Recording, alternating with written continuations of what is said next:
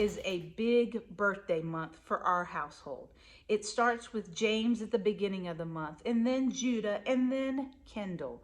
And for our kids, this year was a pretty big deal for both of their birthdays. One was going into the double digits, our youngest, our baby boy, and then our oldest was leaving the teenage years. And just like any 20-year-old, she wanted a hamster for her birthday. So let me introduce you to our newest member of the Burks family. This is Pika. Well, I call her Sterling because that was my suggestion when she asked for suggestions to name this fur ball, but everybody else calls her Pika. But here's Sterling. Now, I would have never thought that something so tiny and furry could bring such excitement to a home, but she absolutely has. We love watching her go around and around that cage. It's like she's running a race. She's hilarious.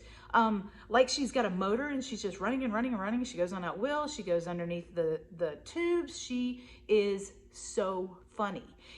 But there's nobody else racing her. She's just running around in circles. And the more I watch her, the more I realize that we are a lot like Sterling. We are constantly on the go. Go here, go there. It's like we're in a race, but we're not gaining any ground. We're just running around in circles, and our minds and our bodies are just constantly run down. We're living on exhaustion and fumes.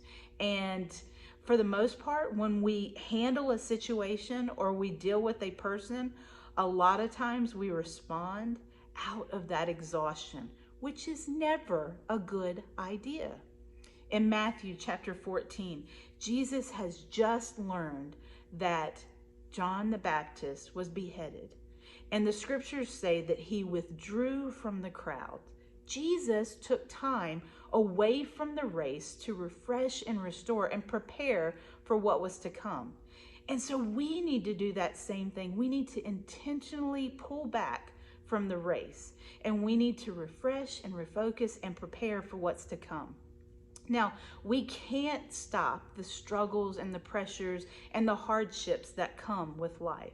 But what we can do is ask God to restore us and to refresh us so that when those struggles do come, when those situations do happen, when those people do interact with us, we can respond from a place of refreshment, a place of compassion, and not a place of exhaustion.